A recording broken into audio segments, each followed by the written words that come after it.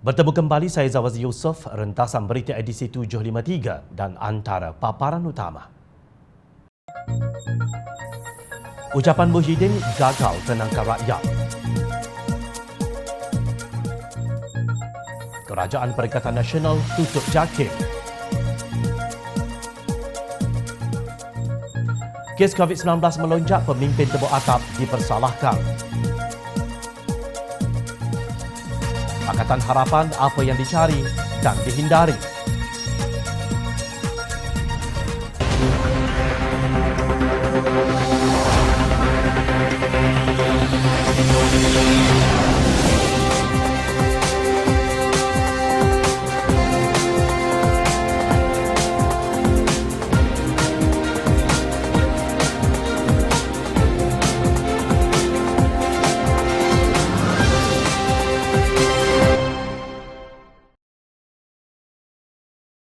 Assalamualaikum dan salam sejahtera.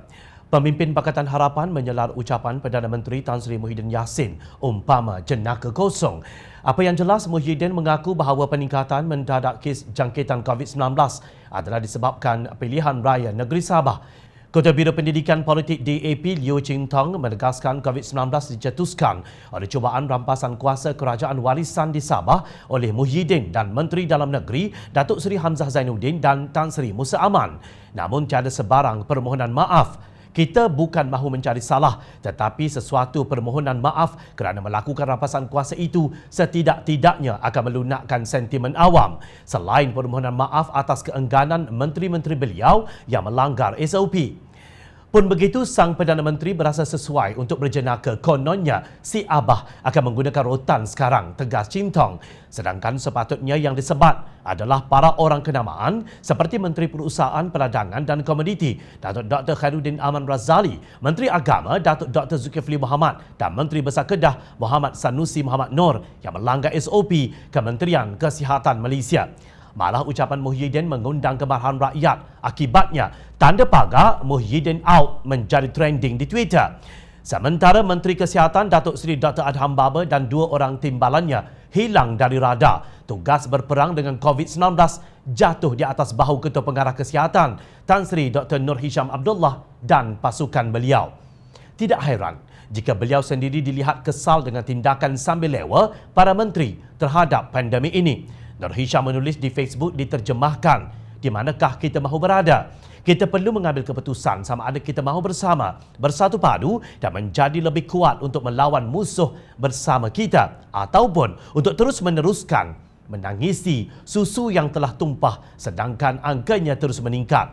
Para petugas barisan hadapan kita telah berada di lapangan dengan keringat dan air mata.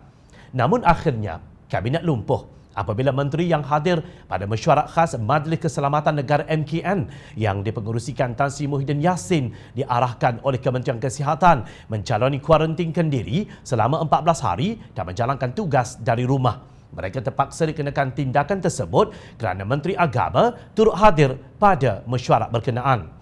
Menurut laporan media, anggota Kabinet yang turut hadir termasuk Menteri Keuangan Tengku Datuk Seri Zafrul Abdul Aziz, Menteri Kesihatan Datuk Seri Dr. Adham Baba, Menteri Pertahanan Datuk Seri Ismail Sabri Yaakob, Menteri Perdagangan Antarabangsa dan Industri Datuk Seri Muhammad Azmin Ali, Menteri Kejeraya Datuk Fadilah Yusof dan Menteri Pendidikan Razi Jidin. Antara pegawai tertinggi kerajaan yang hadir dalam mesyuarat itu termasuk Dr. Nur Hisham, Ketua Polis Negara Tan Sri Abdul Hamid Badur dan Panglima Angkatan Tentera Tan Sri Afendi Buang.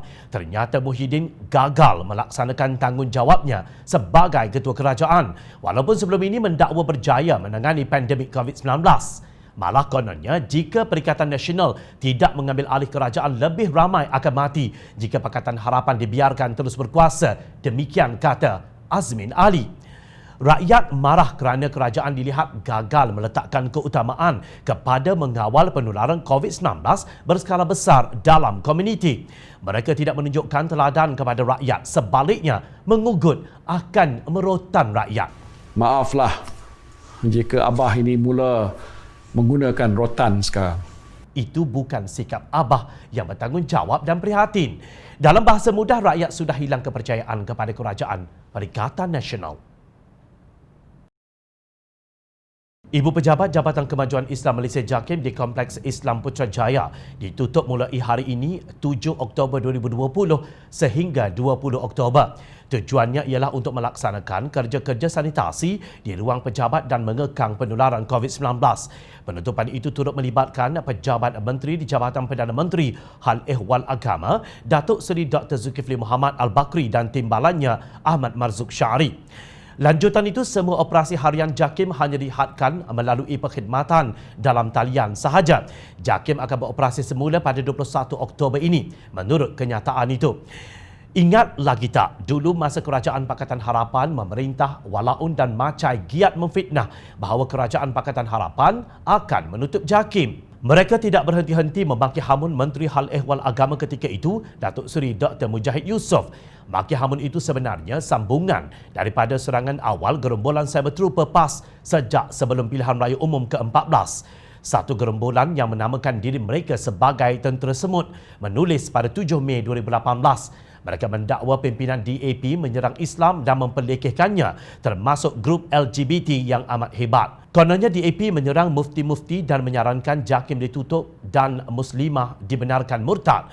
Gerombolan ini menyindir kononnya Pakatan Harapan mahu menyelamatkan hasil rompakan negara. Selamatkan negara atau selamatkan hasil rompakan harta negara. Kononnya Pakatan Harapan bimbang PAS akan menerajui negara selepas 9 Mei 2018 nanti. Di belakang logo PKR tersorok agenda Kristian bawaan Lim Guan Eng, dakwa gerombolan pemfitnah itu. Timbalan Pengerusi Biro Undang-Undang Kanun Amanah Perak, Muhammad Fitri Asmuni, dalam satu hantaran di Facebook pada 4 Mei 2019 menulis, banyak lagi cerita tidak benar yang dijaja oleh UMNO PAS sebelum ini, seperti JAKIM akan ditutup, Yadim dipengaruhi DAP dan sebagainya. Kononnya Islam terancam di bawah Pakatan Harapan, sedangkan merekalah yang sedang mengancam Islam dengan fitnah-fitnah jahat mereka. Malangnya sekarang di zaman kerajaan tebuk atap yang dianggotai PAS, JAKIM ditutup.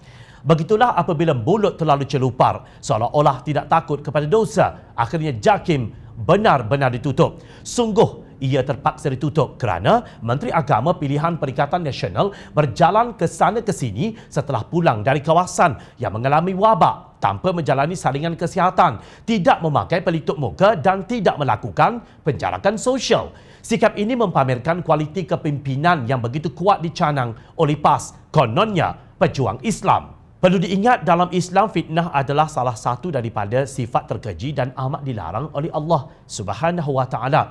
Dalam sebahagian surah Al-Baqarah ayat 191, Allah Subhanahu wa taala berfirman yang bermaksud, dan ingatlah bahawa angkara fitnah itu lebih besar bahayanya daripada pembunuhan. Firman Allah lagi dalam surah Al-Qalam ayat 10 hingga 11 yang membawa maksud, dan janganlah engkau menurut kemahuan orang yang selalu bersumpah, lagi yang hina pendapatnya dan amalannya, yang suka mencaci, lagi yang suka menyebarkan fitnah hasutan untuk memecah belahkan orang ramai. Kini di atas dunia, Allah Subhanahu wa taala sudah tunjukkan hasil fitnah kalian. Bertaubatlah. Ketua Penerangan Pemuda PAS Nazir Helmi merapu, kata Ketua Komunikasi Keadilan Pahang Wan Fauzuldin Wan Samad. Beliau membidas kenyataan Nazir yang menyalahkan Datuk Seri Syafiee Apdal kerana berlaku pilihan raya negeri di Sabah sehingga mencetuskan serangan COVID-19 kluster kabinet yang meningkat di negara ini. Beliau tahu atau tidak bahawa berbulan sebelum pilihan raya negeri Sabah, terdapat beberapa menteri dari Kerajaan Perikatan Nasional telah datang ke Sabah bagi tujuan jual beli ahli Dewan Undangan Negeri Sabah. Soalnya, dalam satu kenyataan, Wan Fauzuldin berpendapat pemimpin Perikatan Nasional tidak peduli tentang COVID-19 pada ketika itu. Apa yang mereka mahu adalah merampas kuasa dari Syafiee Apdal. Akhirnya, beberapa katak berjaya dibeli tetapi bilangannya tidak cukup atau kuat untuk mengambil alih kerajaan negeri di bawah warisan. Katak tetap katak dan bila-bila masa akan melompat untuk cari makan. Maka Dewan Undangan Negeri dibubarkan. Mengapa salahkan Syafiee Apdal dan kaitkan COVID-19 pula, sedangkan puak-puak kamu dan menteri-menteri kamu yang melanggar SOP COVID-19, bidasnya. Wan Fauzuldin juga berang apabila Nazir menggelar Datuk Seri Anwar Ibrahim sebagai kamikaze. Memang perangai lebay suka melabel orang. kamu yang bersubahat dengan pengkhianat merampas mandat rakyat di Putrajaya kerana rakus mahu jadi kerajaan dan menteri sewaktu COVID-19 mula masuk negara ini. Kamu boleh salahkan Anwar yang berjuang untuk mendapatkan kembali mandat rakyat yang dirompak itu, tempelaknya. Aktivis keadilan itu menyindir pemimpin PAS sebagai menggadai prinsip serta menjual agama demi habuan dunia. Sepatutnya sebagai parti yang kononnya membawa dasar Islam, kamu patut menasihati pengkhianat agar terima dan akur dengan mandat rakyat, bukannya kamu yang lebih sudu daripada kuah, katanya. Sementara itu, penyokong kuat Datuk Seri Najib Razak, Datuk Lokman Nur Adam mendakwa Tan Sri Muhyiddin Yassin dan Menteri Dalam Negeri Datuk Seri Hamzah Zainuddin bertanggungjawab apabila kes COVID-19 meningkat secara mendadak. Lokman berkata tindakan mereka berdua yang mahu merampas kerajaan negeri Sabah menyebabkan Syafiee Apdal memohon Yang di-Pertua Negeri Sabah membubarkan Dewan Negeri Sabah. Dua manusia inilah yang melakukan gerakan merampas kerajaan negeri Sabah daripada tangan warisan. Akibatnya berlakulah kluster Sabah, katanya dalam satu temu bual di Facebooknya baru-baru ini. Menurut beliau, sepatutnya semua yang berusaha merampas kerajaan negeri Sabah haruslah bertanggungjawab. Ini termasuk Tan Sri Musa Aman. Orang yang celik bacaan politiknya dapat melihat bahawa apa yang Syafiee Apdal lakukan adalah menyerahkan kembali kepada rakyat untuk memilih kerajaan. Justru adakah PAS boleh mensucikan dirinya daripada terpalit dalam kes COVID-19 yang mencanak naik ini? Sama sekali tidak. PAS merupakan sebahagian daripada gerombolan yang terlibat dalam kerja tebuk atap menerusi langkah syaratan ketika negara sedang berhadapan dengan serangan COVID-19. Dalam perutusan khas kemarin, Muhyiddin mengakui kempen pilihan raya di negeri Sabah menjadi antara punca peningkatan kes COVID-19. Namun punca sebenarnya ialah kerakusan pemimpin Perikatan Nasional yang mahu memperluaskan kuasa mereka dalam negeri-negeri di Malaysia. Merekalah manusia tamak yang menjadi punca kes COVID-19 meningkat. Merekalah pemacunya. Pilihan raya negeri Sabah hanya kenderaan sahaja. Meneliti tulisan Naib Presiden Amanah Datuk Seri Dr. Mujahid Yusof membayangkan apa yang perlu dicari dan dihindari oleh Pakatan Harapan. Beliau memulakan tulisannya dengan keyakinan tentang kemampuan Datuk Seri Anwar Ibrahim mengatasi masalah COVID-19 dan krisis berikutnya jika ternobat sebagai Perdana Menteri ke-9. Ketahanan Datuk Seri Anwar Ibrahim telah diuji sedari 1998 lagi ketika aspirasi reformasi mula berkumandang di persada politik tanah air. Kalimat keramat ini menjadi mimpi ngeri kepada pengamal kronisma dan korupsi yang mula membengkak pada kerajaan yang beliau sendiri berada di posisi orang nombor 2 negara ketika itu, kata Mujahid. Menurut Mujahid, krisis mendesak keperluan kepada kepimpinan yang kukuh jati diri diterjemahkan melalui keikhlasan, ketelusan dan kejujuran menghadapi situasi yang menekan. Ini bukan kepura-puraan untuk menagih simpati, tetapi pelaksanaan kepada satu penghayatan. Beliau berkata solidariti pada saat krisis sangat terutama memandangkan ia akan melahirkan benteng ketahanan nasional bagi menghadapi rintangan ekonomi dan perpaduan kaum yang menekan. Kerajaan yang berpura-pura bercakap tentang kesepaduan nasional tetapi terpendam karat jahiliah perkauman tidak mungkin mengemudi suasana krisis hari ini kerana hilang kejujurannya kepada komitmen untuk melahirkan ketahanan nasional, ujarnya. Mujahid juga membayangkan keperluan kepada menghormati prinsip hukum rentas kaum dan agama, menteraskan keadilan dan kesaksamaan serta menghindari radikalisme agama. Katanya kerajaan elit tidak diperlukan. Ini bermakna saiz kabinet yang lebih kecil. Ahli Parlimen tidak memegang jawatan JLC. Pemotongan allowance Pak Menteri yang tidak perlu serta keterusan tata kelola keuangan negara. Komunikasi dengan rakyat perlu jujur dan telus.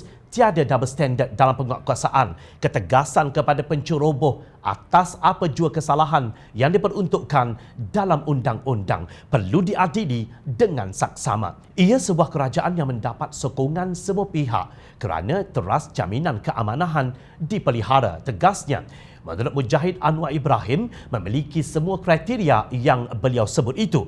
Presiden keadilan itu telah membuktikan kejujurannya terhadap apa yang diyakininya walaupun dipenjara dengan fitnah yang mengaibkan diri dan seluruh keluarganya. Anwar juga tidak pernah undur dari menyatakan dengan penuh komitmen tentang kesepaduan rakyat rentas berbagai kaum dan agama.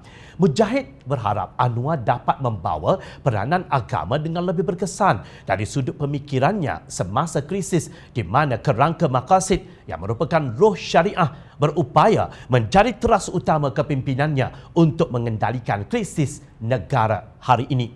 Demi mencapai cita-cita murni itu, tidak harus timbul sifat kepuakan dalam Pakatan Harapan. Datuk Seri Anwar Ibrahim perlu membawa kerajaan rakyat yang menuntut pengorbanan kepada ahli politik lebih daripada menuntut rakyat berkorban. Ia sebuah kerajaan yang mendapat sokongan semua pihak kerana teras jaminan keamanan dipelihara, tidak terkecuali acara mewah dan pembaziran di kalangan menteri dan anggota kerajaan lain perlu dihentikan segera dalam masa krisis ini. Rakyat tidak menuntut kerajaan utopia, tetapi cukup dengan pemimpin yang menghayati jiwa dan denyut nadi rakyat marhain dan tegas kepada acara mewah dan membazirkan. Kerajaan baru akan membawa prinsip kejujuran, kesepaduan nasional, kerajaan berjiwa rakyat dan kepantasan adaptasi berekonomi dalam era kelaziman baharu. Kesemua ini adalah seruan-seruan yang pernah dibawa oleh Pakatan Rakyat dan kemudian Pakatan Harapan justru nak gaduh apa lagi? Teruskan bersama kami di Jom Channel dan layari portal jomchannel.net untuk mendapatkan berita politik tanah air. Saya Zawazi Yusof, terima kasih untuk perhatian dan penilaian yang anda berikan. Assalamualaikum, salam sejahtera, jumpa lagi.